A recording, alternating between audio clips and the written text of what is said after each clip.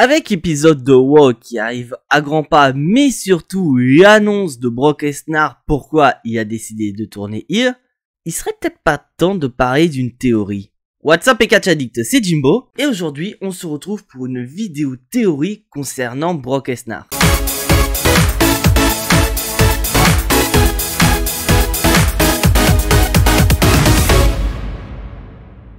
Et avant d'attaquer cette théorie, mes chers amis Catch Addict, je tiens à préciser que c'est entièrement mon avis personnel et que si jamais vous avez une autre théorie qui est totalement différente de la mienne, n'hésitez absolument pas à donner votre théorie sur pourquoi Brock Lesnar a décidé de tourner heel sur Cody Rhodes dans l'espace des commentaires. Mais sur ce, on va faire une petite piqûre de rappel. Car souvenez-vous, lors du WoW du lendemain de WrestleMania, Cody Rhodes était supposé faire équipe avec un certain Brock Lesnar pour faire face à Roman Reigns et Solo Sikoa. Mais pas de bol pour Cody Rhodes, Brock Lesnar a décidé de s'en prendre à ce dernier, ce qui a confirmé que Brock Lesnar a tourné heel sur Cody Rhodes. Et depuis ce moment-là, on se pose la question pourquoi Brock Lesnar a décidé de tourner heel. Donc après, je suis pas du tout d'accord avec la théorie qu'on a entendue du côté de SmackDown, théorie qui dirait que Brock Lesnar a pété un câble sur Cody Rhodes car il n'était pas d'accord de son positionnement à WrestleMania. Car rappelez-vous, Brock Lesnar a fait l'opener de la nuit 2 de WrestleMania face à Omos, alors que Cody Rhodes, lui, était dans le main event face à Roman Reigns. Donc après, je suis d'accord, ça allait dans la gimmick de l'ancien Brock Lesnar, mais là, on est quand même sur un Brock Lesnar qui est totalement réinventé depuis presque 2 ans, donc c'est vrai que je trouverais ça un peu con d'avoir un Brock Lesnar qui tourne heel juste pour si peu. Donc moi, j'ai une autre théorie qui expliquerait pourquoi Cody Rhodes a subi un hit turn de Brock Lesnar lors du War After WrestleMania. Et là, c'est vrai que cette théorie est un peu farfelue, je ne vous cache pas. Et cette théorie serait que Brock Lesnar travaillerait pour la Bloodline. Et là, vous êtes en train de me dire quoi? Attends, Brock Lesnar qui travaille pour quelqu'un d'autre? Mais c'est pas possible. Là, non, je vous arrête tout de suite. Brock Lesnar a déjà travaillé pour quelqu'un d'autre dans le passé. Car souvenez-vous, en 2014, Brock Lesnar a été au plan C de l'autorité. Bon, après, je suis entièrement d'accord avec vous, Paul Heyman a fait un peu du forcing, mais un an plus tard, Brock Lesnar a été présenté comme le défi ultime de Seth Rollins pour le considérer comme étant vraiment un champion ultra solide pour l'autorité. Donc voir Brock Lesnar travailler avec quelqu'un d'autre, et bah pour moi je trouve ça entièrement logique. Surtout s'il y a un intérêt pour Brock Lesnar. Et cet intérêt serait un match de championnat. Car souvenez-vous, depuis sa défaite face à Roman Reigns lors de SummerSlam 2022, Brock Lesnar n'a plus droit à un match de championnat tant que Roman Reigns est champion. Mais surtout du côté de Roman Reigns, depuis qu'il a battu Cody Rhodes lors du main event de WrestleMania 39, et bah Roman Reigns, pour lui, la page Cody Rhodes est tournée, il veut passer à autre chose, alors que du côté de Cody Rhodes, sa volonté de battre Roman Reigns, sa volonté de devenir champion incontesté est toujours présente, et je dirais même que sa volonté est bien plus forte qu'avant. Donc Roman Reigns ne veut pas se saillir les mains, il ne veut pas s'occuper une nouvelle fois de Cody Rhodes.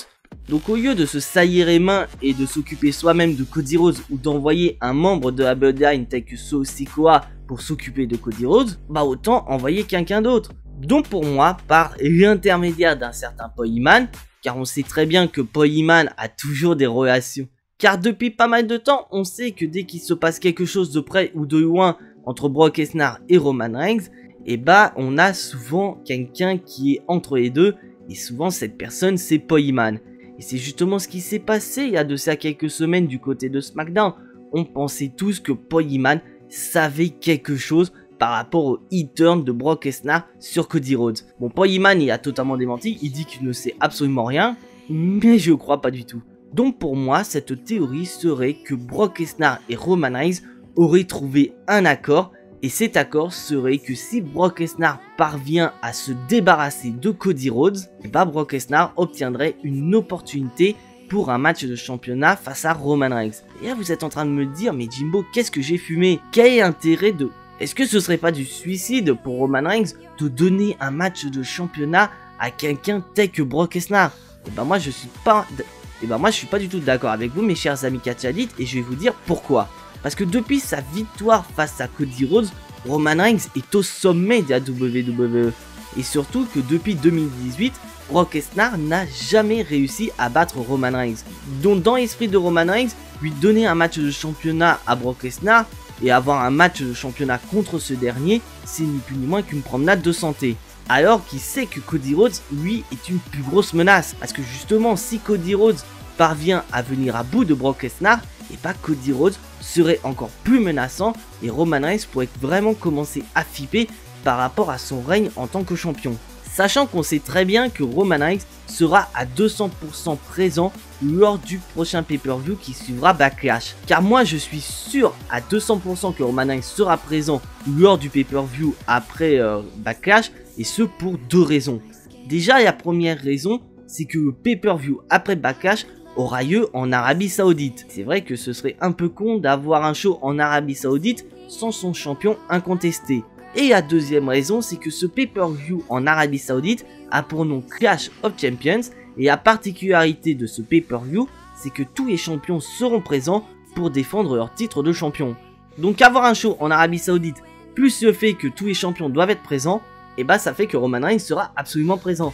Et justement, suite à cette annonce de Brock Lesnar qui justifie son acte en disant qu'il a passé un accord avec Roman Reigns, en disant qu'il doit se débarrasser de Cody Rhodes pour avoir un match de championnat, et bah ça pourrait encore plus énerver Cody Rhodes, et ce dernier pourrait très bien voir les officiels et ainsi demander à ce que cette même stipulation soit de son côté, c'est-à-dire que si il bat Brock Lesnar, il obtiendrait une opportunité face à Roman Reigns lors de la nuit des champions. Donc là on aurait une confrontation entre Brock Lesnar et Cody Rhodes qui serait un match pour déterminer le prochain challenger numéro 1 au titre de Roman Reigns. Et moi personnellement ça pourrait vraiment donner de la hype à ce match, bien qu'il y en a déjà pas mal. Parce que c'est vrai, un match entre Cody Rhodes et Brock Lesnar qui a vraiment des chances d'être le main event de Backlash, et bah on n'aurait jamais imaginé cela il y a de ça quelques années, surtout quand Cody Rhodes avait cette gimmick catastrophique de Stardust.